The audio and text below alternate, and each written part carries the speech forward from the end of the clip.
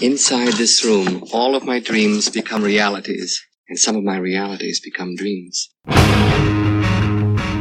in the wide, wide world of sports is going on here? Alive! It's alive! It's alive! You are listening to The Wilder Ride, getting wilder by the minute. Here are your hosts, Alan Sanders and Walt Murray. Hey everyone, welcome back to The Wilder Ride, where we are getting wilder by the minute. It's a podcast that celebrates the films of Gene Wilder 1 minute at a time. And for season 2, we are diving into Blazing Saddles. Are you looking for this minute at a time? I'm your host. I'm Alan Sanders. I am Walt Murray, your co-host. And joining us for the very first time, we have a fellow podcaster in the Movies by Minutes tradition. We have Chris Frain. Chris, welcome. Hello, how's it going, everyone? Awesome. It's going great here. And you picked a movie that I'm trying to figure out. Are you ever going to actually be done with it? Yes, in theory. I have a spreadsheet, and it has everything mapped out, including what should be the final episode of the podcast. Now, I say this just to reassure myself and my co-host that it will actually happen. So we're doing 2001: A Space Odyssey, which is not the longest movie ever, but it just feels that way.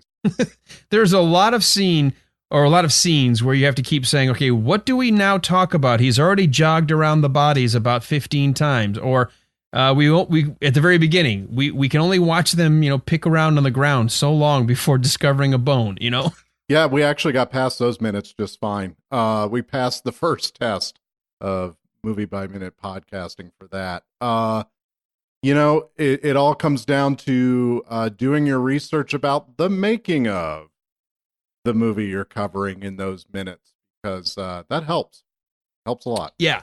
When you can drop in a lot of the behind the scenes stories, trivia, interviews, things people have said, that really does give you some extra content for those long stretches of time where not a lot happens on screen. Absolutely. And then also just wild theorizing about what was intended versus what we're seeing, and all sorts of discussion like that. Well, before we get into this minute, one of the things we like to do when we bring a guest on, especially for the very first time, is get you to just chat a little bit about your thoughts about the movie in general, because we only get you for a couple of minutes, and it feels terribly unfair to just throw you in, talk for a couple of minutes, and walk away without really giving a sort of overview of your thoughts of the movie. So go back first to being a kid, or maybe you weren't even a kid. Do you remember when you first saw this movie? I don't remember the very first time. I will say this. So my parents were of the silent generation, so born in like the 30s, right? And the Mel Brooks style of humor was right in their sweet spot.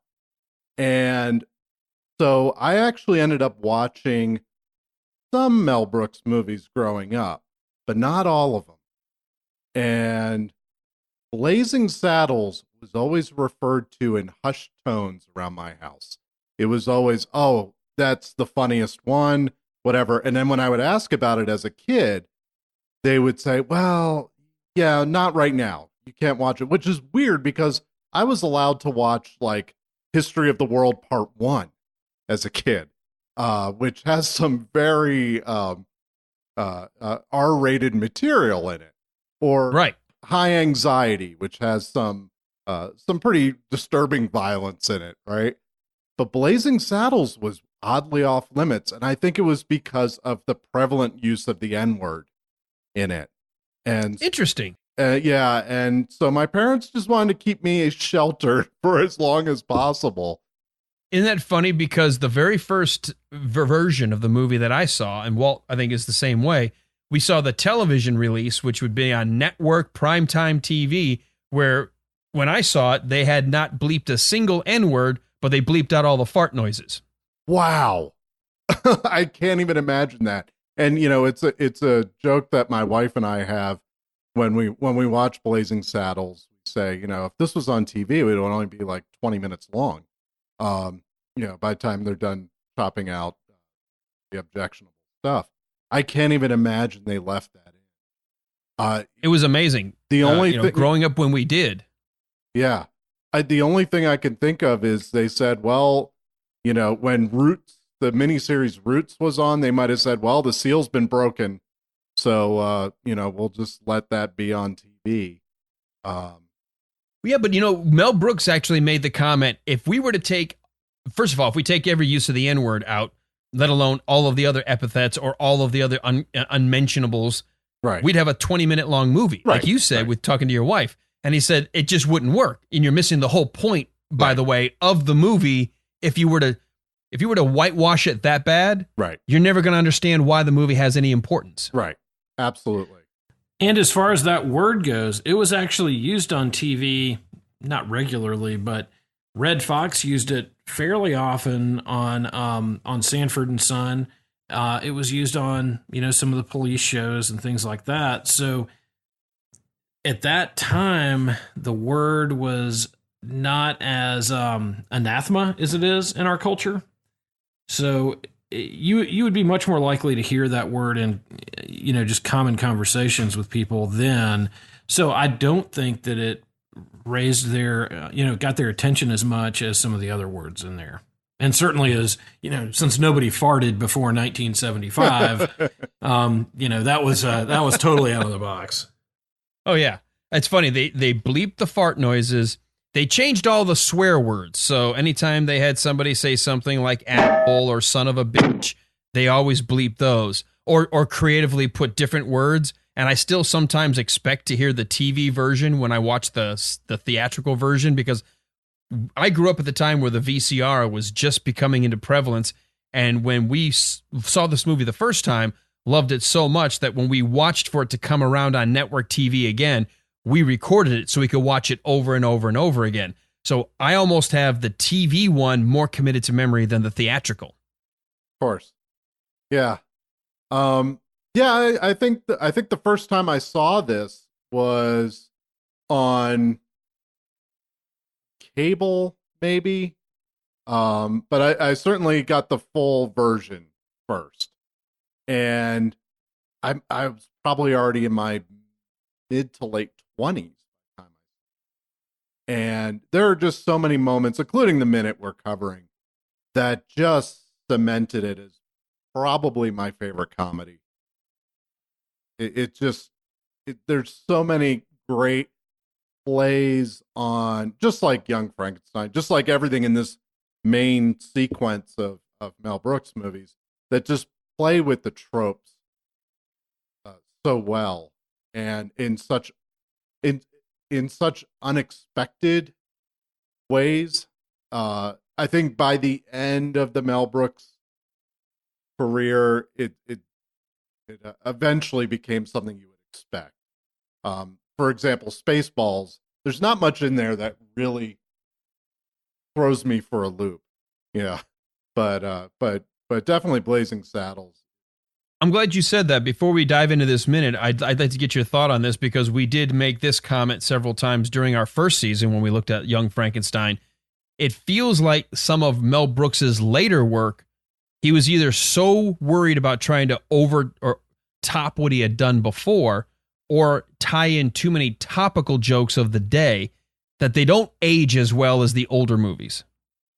Absolutely. Yeah, I think you're right on about that.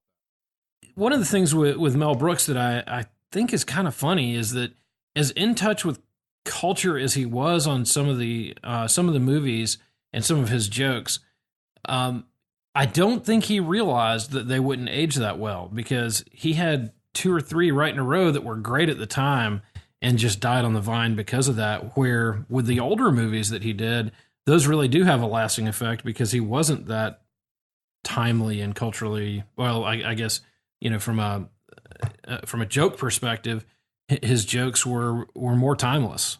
Yeah, and he's riffing on material that in the older versions that are, or the older films rather, that are part of the canon, where, like Frankenstein or Western or Hitchcock movies. Whereas like Robin Hood Men in Tights, that's pretty specific to just Robin Hood movies. Or Yeah, and not just Robin Hood. Almost, you have to know the Kevin Costner version. right. Yeah, and also, Spaceballs is 90% riffing on Star Wars, which, even though it's part of the canon, it by the time you're watching it, say 10 years after it comes out, you don't really care about Star Wars that much. It becomes very narrow in terms of referencing specific movies or movie franchises, rather than, it's almost like those another scary movie. Right. I don't know that Star Wars was out of our consciousness, but I think the jokes just didn't age as well for some reason. Because I still have such fond memories of Spaceballs that I actually think retelling the jokes with friends sitting around drinking a beer tends to be funnier than going back and rewatching the movie. Oh, no doubt about that. And one thing about Spaceballs, too, is you almost have to be a sci-fi fan to appreciate the comedy in it. And so you're narrowing your audience a little bit on that, where with a Western, everybody's seen a Western. And everybody understands the tropes in the background on a Western. So it's easier to get a mass audience on a Western spoof than it is on a sci-fi spoof. Right. And of course, the story in Blazing Saddles is the most basic Western story. It running the good people off their land is pretty much in 85% of Westerns. So you can relate to it, just that basic story structure and the character archetypes and all that. It's so common that, you don't have to be a fan of a specific kind of Western. It's not like he went and he could have easily done a spoof just on the Clint Eastwood Man with No Name movies, but chose not to. Right. He stayed in a much wider canvas. I also think the difference between, let's say, if we're going to make a comparison between Spaceballs and Blazing Saddles had a very specific message underneath that he was trying to convey, trying to get a 1974 audience sitting in the theater to let that guard down, let the comedy let your guard down, and then by the time you get to the end of the movie, you realize how stupid racism is. Gene Wilder said this is a punch in the face of racism, this movie, but it gets you laughing the whole time. So there's a bigger, deeper message to this movie.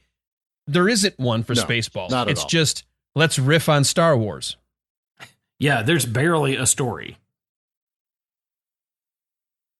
There's some funny bits, but there's barely a story.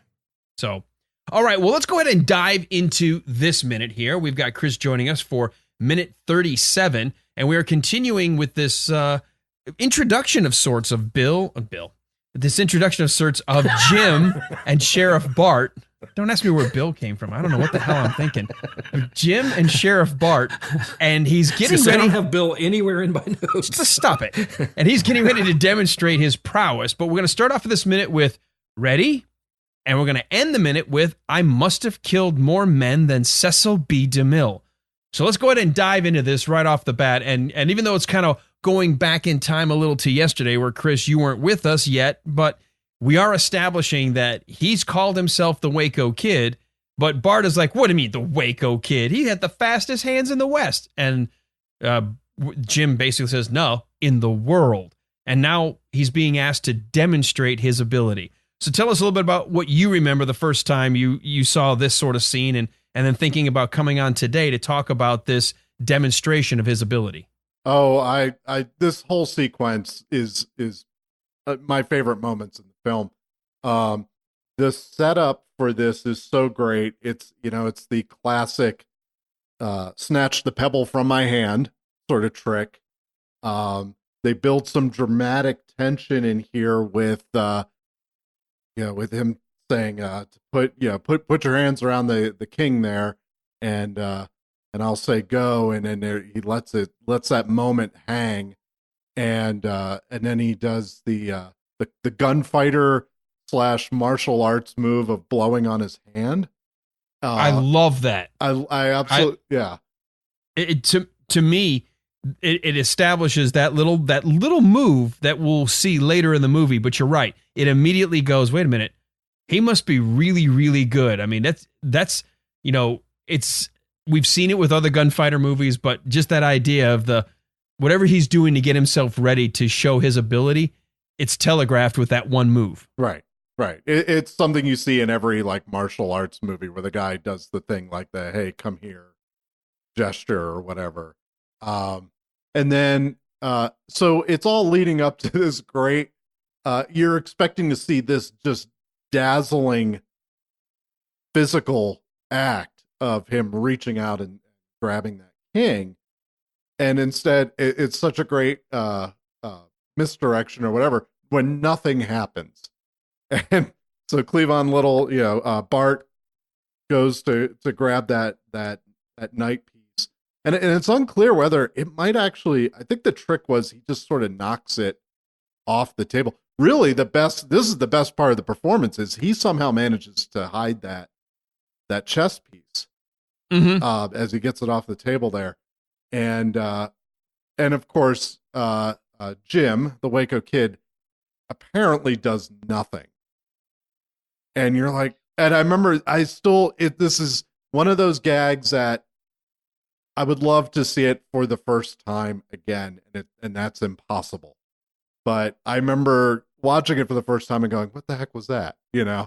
Such a brilliant, and again, it foreshadows something that happens later in the film. I don't want to spoil it. Another one of my favorite moments. But just that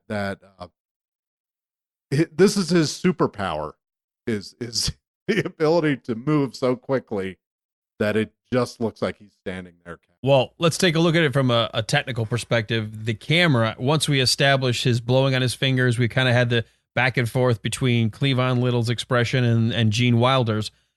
We actually have a low shot that actually is the holster and the back kind of corner of the Waco Kid with Cleavon Little sitting there, and the camera never moves. There's no inserts, there's no cutaways.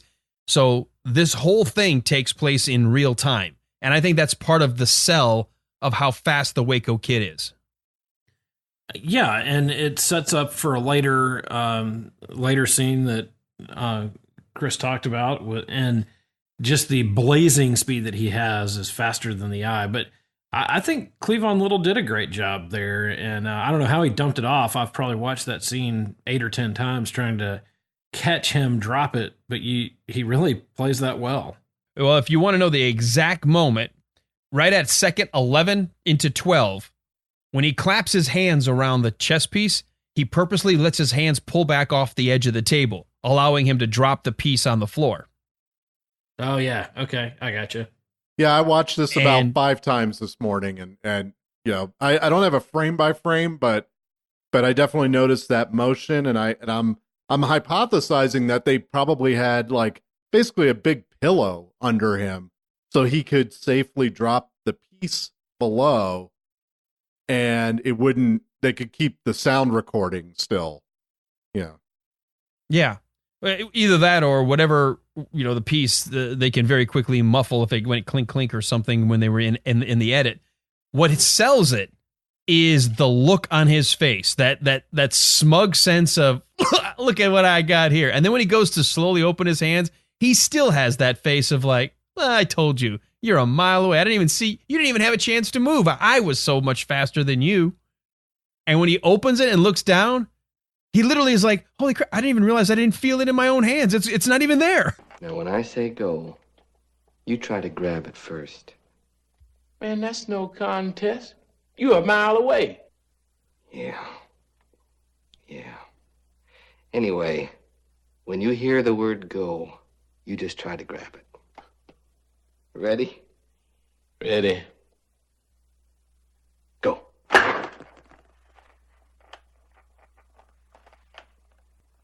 Hey, You looking for this? well, raise my rent. You are the kid. it's brilliant. And yeah, this is. It's funny. It's a character scene that's supposed to be all about the Waco Kid's abilities, and yet it's entirely on Cleavon Little to sell this. He's the performer.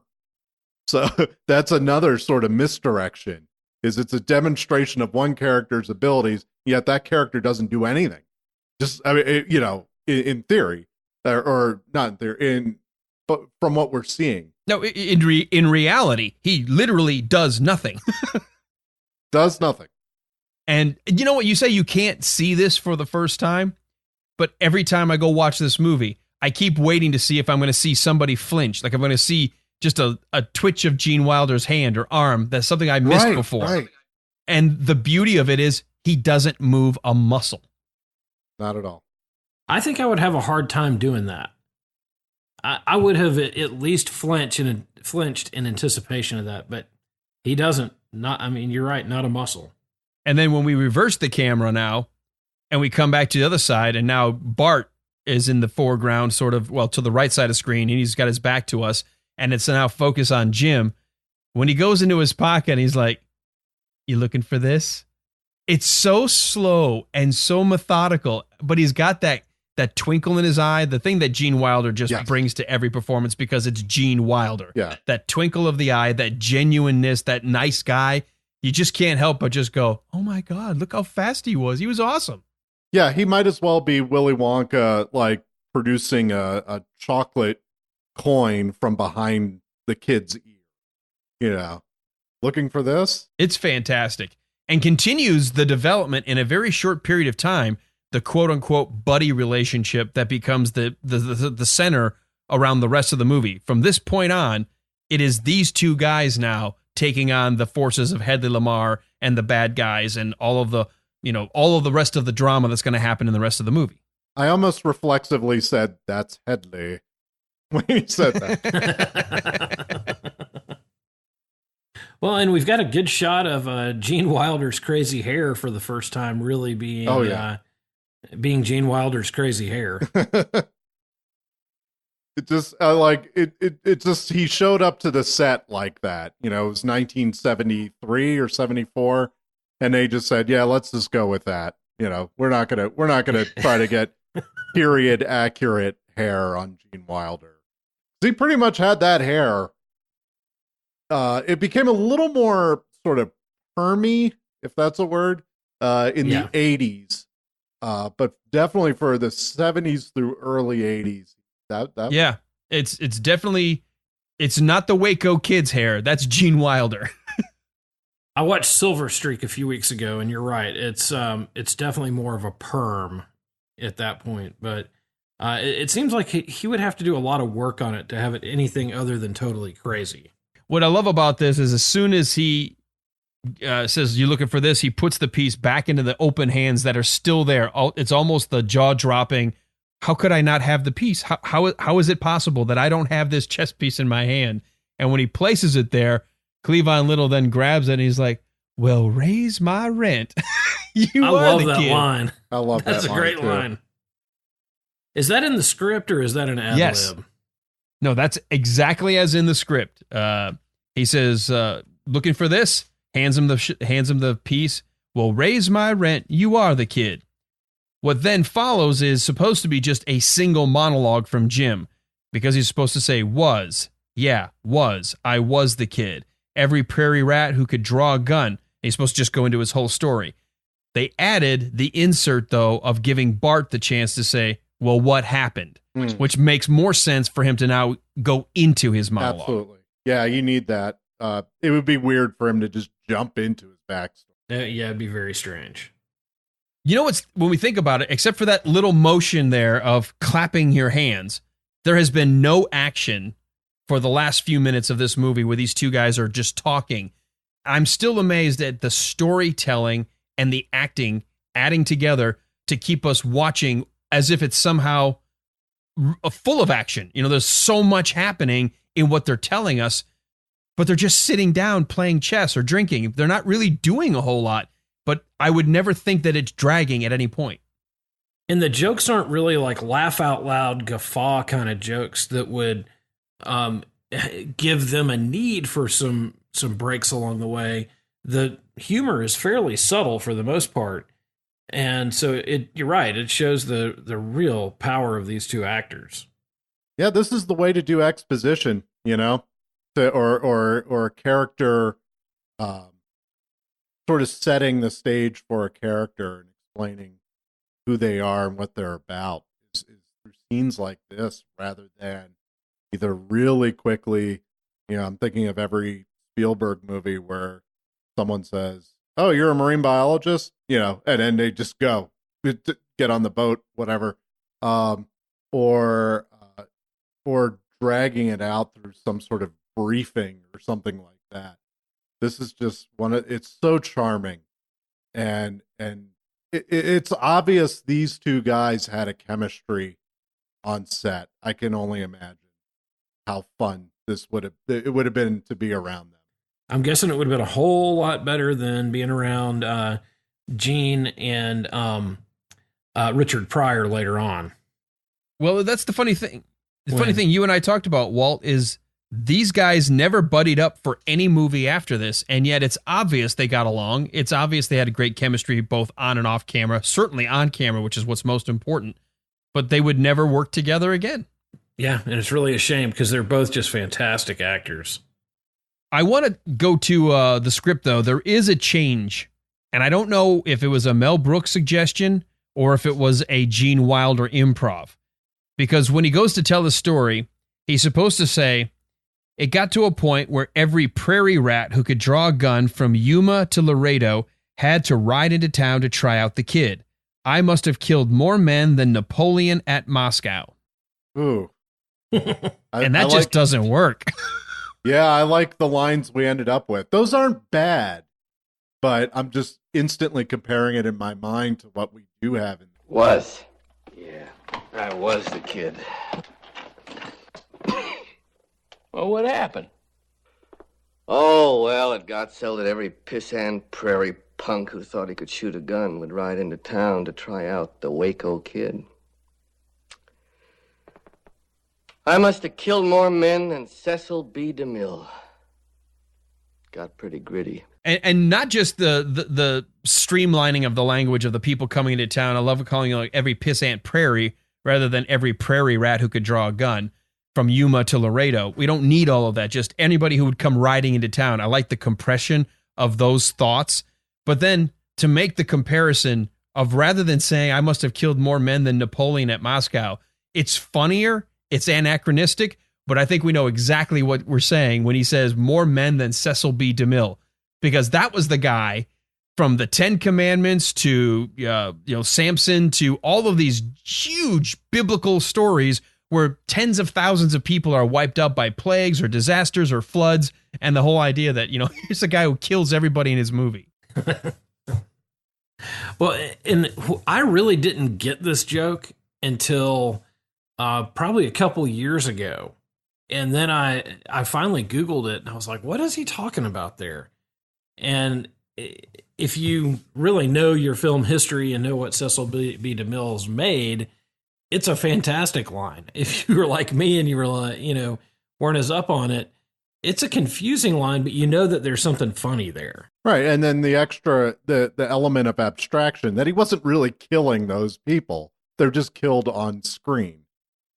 Makes it a funnier play on words. Yeah, it's the juxtaposition of fictional killing versus him telling a story of really killing people because they're all drawing on him, and it does call to mind the tens of thousands. I mean, between the 10 Commandments, Samson and Delilah, you had Northwest Mounted Police, The Buccaneer, The Crusades, Cleopatra. I mean, those are just a handful of movies where it's just like cast of literal thousands of people, and often there'd be disasters or plagues or invasions where people are wiped out. And it keeps it from being a dark joke and being dark humor to just being kind of an obscure, funny joke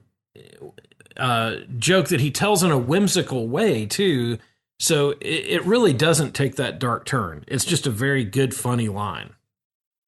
That's a really good point. I would agree with you on that. That had he said I'd killed more men and then literally named somebody who killed more men in real life, that becomes a much darker way of saying it. And pulling up a film reference and sort of poking fun at Cecil B. DeMille, doesn't give it that sort of edge, and it helps keep it light and keeps it comedic. Yeah, and I think it fits well with this movie.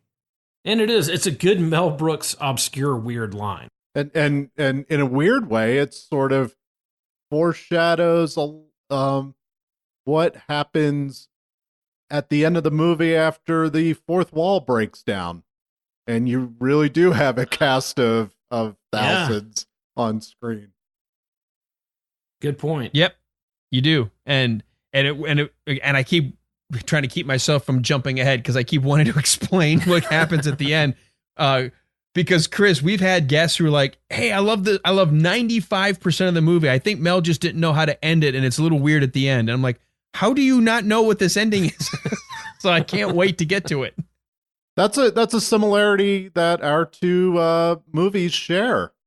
2001 has a very strange ending for the last quarter of it, and some people are just completely lost at that point in terms of not only their understanding, but maybe whatever enthusiasm they came in with, they might lose it there. So yeah, that's kind of a similar problem with some audiences. I love when the fourth wall breaks down in this. It's fantastic. It is. Well, again, I can't talk about it until we get to that minute. It's just it helps bring everything full circle. I'll just say that. I haven't watched ahead, so I don't have a clue what you're talking about. You don't know what we're talking about. I watched 10 minutes ahead. I didn't watch the whole movie. I've said too much. I've said too much already. All these worlds are yours. Yeah.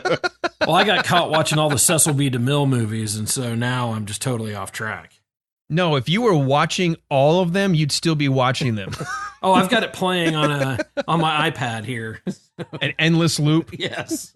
It takes 4 years to come back to the first movie. It is an endless loop if you're watching all of his movies. Made in a day where you literally had to have an intermission. Oh, yeah. Yeah, just to reset the next reel. What's a 4.5 hour movie in the theater? Come on, we'll make a day of it. I can't imagine that. All right, well, this scene is going to continue to roll on into tomorrow, but before we kind of set the stage for that, I got to go back to our guest here. And Chris, do you have anything else in your notes for this minute here that we're talking about today? Sure. I've got two things. One is that I love that the Waco Kid character it's not written as the joke being that Gene Wilder is playing a tough gunfighter personality. It probably was tempting to write it that way. Like, here's this one of the sweetest men in show business. We'll have him play a character and actually try to be in that character where he's this tough guy and he's doing maybe kind of a John Wayne accent, things like that. No, they just let him be Gene Wilder. And I think that comes through in these establishing scenes of the character and his relationship with Bart. The other thing is the phrase pissant prairie punk. Now, I love the alliteration. It's got both alliteration and rule of three. Mm-hmm. And I figured, let's just Google this phrase. It's got to be referenced. Someone has to have taken this and referenced it. Maybe there's a band called the Pissant Prairie Punks, which would be actually, I live in Albuquerque. That'd be a great punk band here. This has to be somewhere. And sure enough, I found a rock climbing route. So if you go to a place where people climb mountains, rocks, whatever, each of the routes up the mountain will have a name. And because there's so many of them, and because rock climbers tend to be sort of young iconoclastic people, they'll give them funny names. And when I Googled this, I found a route called Pissant Prairie Punk. And it is at Magma Gardens, which is in the Queen Creek Canyon in Arizona. So look for that. That's really rock neat. Climbers. Yeah. Now, did they name it that as an homage to the movie? I would have to think so. So it wasn't one of the things where Mel Brooks or somebody in the crew or cast would have known about this rock climbing ascent called that beforehand. I doubt it. Okay. I think this is an homage. That's fantastic. I love when we stumble across things like that. I figured it was worth a look, and there it was. Absolutely. Yeah, that's really cool. All right, so that was one. Oh, no, and then the other thing was just about how the character of the Waco Kid. Oh, allowing him to be sweet still. Yeah. Okay. Which is, it's difficult to even look at Gene Wilder and imagine him gunning someone down. Yeah, when he gets into, we'll get into this in the next minute, but yeah, it's hard to look at him, and that's the joke in and of itself. But you don't need him to layer on a voice. Well, what do you got left in your minutes? The only thing I was going to mention is, and I've said this before about this movie, I like the pace where they went through this series of jokes, and also the way that they use that to build the relationship between these two guys. It would be hard. You'd be hard pressed today to find a movie that works at that pace, and is a comedy. I think it'd be hard to find many that work at this pace at all. But they're so effective in building that relationship and endearing you to those two characters. But it's not these quick cuts and run through it as fast as you can and ridiculous over the top humor. It's just a very comfortable pace as you walk through this. I agree. And one of the things I had written down, and it kind of meshes those two notes between Chris and you, Walt, I enjoy the way Gene Wilder can sort of tell a memory / monologue that makes it feel like it really happened. Yes, it's like we're really sensing him bringing back his story, but he does it very slowly, as if and now we're going to get a sense of this is why he's drinking. We just get the inkling here. We're going to get more of it tomorrow, but there's more to him than just a guy who's drinking himself to death. He is really an excellent storyteller. You know, one thing I'm going to add to that, we sort of mentioned it, I think, in season 1, but it bears repeating here. This is one of the few movies, there's others, but in terms of the big ones, where Gene Wilder never goes over the top, yells, or does any screaming. He stays like this through the whole movie. That is interesting for him, because that is kind of one of his signature moves. So even though maybe he wasn't trying to turn into Clint Eastwood, maybe that was the closest he could come to is, all right, I just won't yell.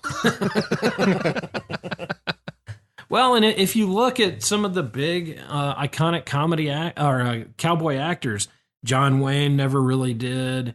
You kind of go through a lot of those. Marshall Dillon never really had those kind of explosive moments. So he was right in line with a lot of those folks. It works perfect for the Waco Kid. There's never a moment written for him to act like a Willy Wonka or act like a Dr. Frankenstein. You know, he is a different character, and it's interesting to see the humanity as well as the sweetness of Gene Wilder come through, but it also adds that layer that he is in control in this movie. He's much more subtle and much more smooth, and it does work. Yeah, absolutely. And you appreciate Gene and just the quality of acting that he does, seeing these minutes. All right.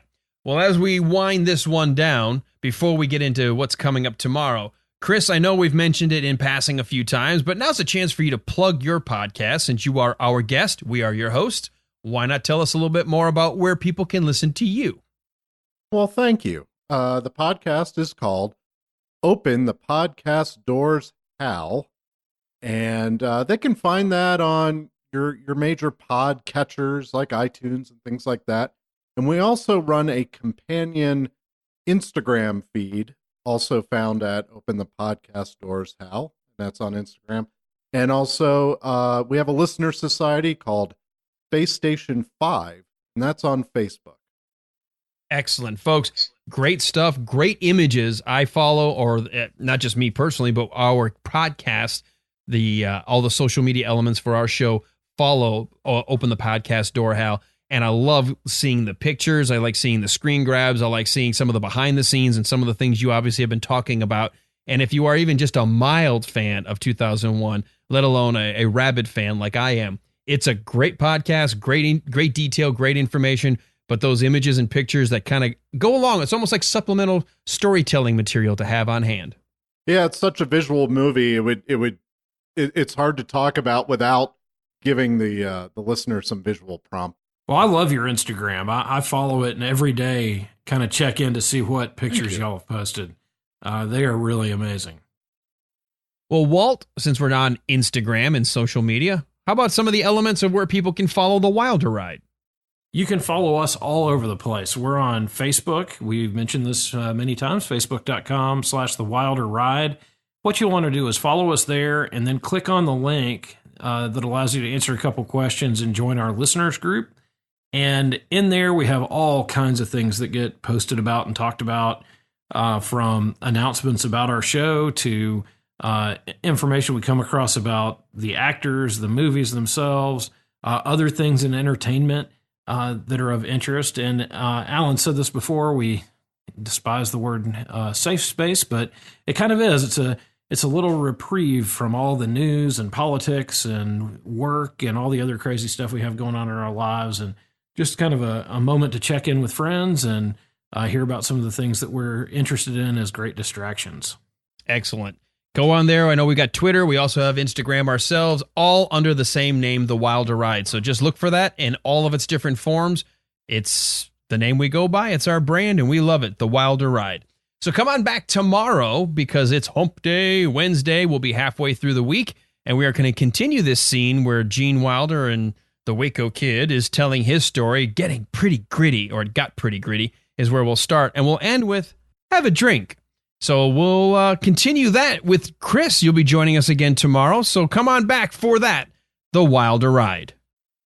I'm going to go right now and count all the people Cecil B. DeMille killed. Y'all hang on a minute. It's going to take you a while. Yeah. See you next Wednesday. In fact, Walt, I think you're going to, you know what? I'm going to put you on assignment. We're going to do this next episode without you. Okay, sounds good. I will let you know what I find. All right, you let us know. You report back. You got it. You can count on me. We'll get you on Thursday. Sounds great. Thanks. All right.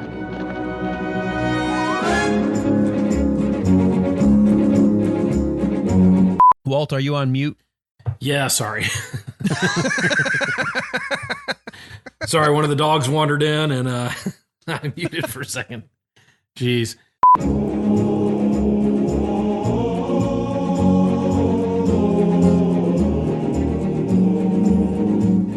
Introduction of sorts of Bill. This introduction of sorts of Jim and Sheriff Bart. You know, establishing the character of the Waco Kid. And hey, guys, let me stop for a second. My dog is crying in the background. Hold on, we're gonna edit here. Come back. Okay. Okay. I'm just gonna let him out. Okay.